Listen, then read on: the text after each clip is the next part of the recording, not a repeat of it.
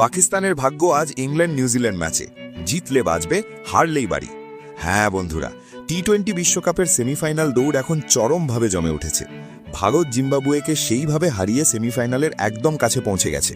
কিন্তু এখন বড় প্রশ্ন, পাকিস্তান কি এখনও সেমিফাইনালে যেতে পারবে, নাকি তাদের টি-20 বিশ্বকাপ 26-এর যাত্রা এখানেই শেষ? চলো দেখে নিই সম্পূর্ণ পয়েন্ট টেবিল নিয়ম কি বলছে। তবে তার আগে ভিডিওতে একটি লাইক দিয়ে চ্যানেলটিকে সাবস্ক্রাইব করে নাও। বন্ধুরা চলো সবার আগে দেখি পয়েন্টস টেবিলের ঠিক কী অবস্থা এই মুহূর্তে। গ্রুপ 2-তে বর্তমানে ইংল্যান্ড 1 নম্বরে রয়েছে এবং নিউজিল্যান্ড 2 নম্বরে, আর পাকিস্তান 3 নম্বরে, শ্রীলঙ্কা 4 নম্বরে। অলরেডি নিউজিল্যান্ডের 3 পয়েন্ট আছে, আর অন্যদিকে পাকিস্তানের আছে মাত্র 1 পয়েন্ট। দেখতে গেলে পাকিস্তান পিছিয়ে, কিন্তু এখনও তাদের সেমিফাইনালে যাওয়ার সম্ভাবনা পুরোপুরি শেষ হয়ে যায়নি।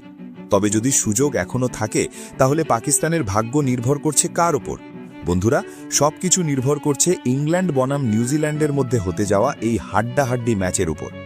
এই ম্যাচের ফলাফলই ঠিক করবে পাকিস্তান বাঁচবে নাকি ছিটকে যাবে সম্পূর্ণভাবে। চলো দেখি, যদি নিউজিল্যান্ড জিতে যায় তাহলে পাকিস্তানের কীরকম লাভ হতে যাচ্ছে। বন্ধুরা, যদি নিউজিল্যান্ড ইংল্যান্ডকে হারিয়ে দেয় তাহলে নিউজিল্যান্ড সরাসরি সেমিফাইনালে পৌঁছে যাবে। ইংল্যান্ড তো আগেই কোয়ালিফাই করেছে। সেক্ষেত্রে গ্রুপ থেকে 2 দল নিশ্চিত হয়ে যাবে, ইংল্যান্ড ও নিউজিল্যান্ড। তাহলে পাকিস্তান সরাসরি সেমিফাইনালের দৌড় থেকে ছিটকে যাবে, অর্থাৎ নিউজিল্যান্ড জিতলেই পাকিস্তান আউট। আর যদি নিউজিল্যান্ড হেরে যায়, এটাই পাকিস্তানের জন্য একমাত্র ভালো খবর।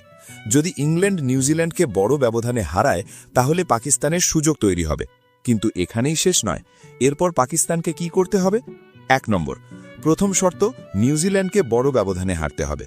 দ্বিতীয় শর্ত, পাকিস্তানকে তাদের শেষ ম্যাচে শ্রীলঙ্কাকে বড় ব্যবধানে হারাতে হবে। শ্রীলঙ্কা ইতিমধ্যেই টুর্নামেন্ট থেকে প্রায় ছিটকে গেছে, তাই কাগজে কলমে পাকিস্তানের কাজটা কঠিন হলেও অসম্ভব নয়। কিন্তু এখানে বড় ব্যবধান খুব গুরুত্বপূর্ণ, কারণ শেষ পর্যন্ত নেট রান রেটই সিদ্ধান্ত নেবে কে এগিয়ে থাকবে। সহজ করে বললে, নিউজিল্যান্ড জিতলে পাকিস্তান বিদায়, নিউজিল্যান্ড হারলে পাকিস্তান এখনও লড়াইয়ে।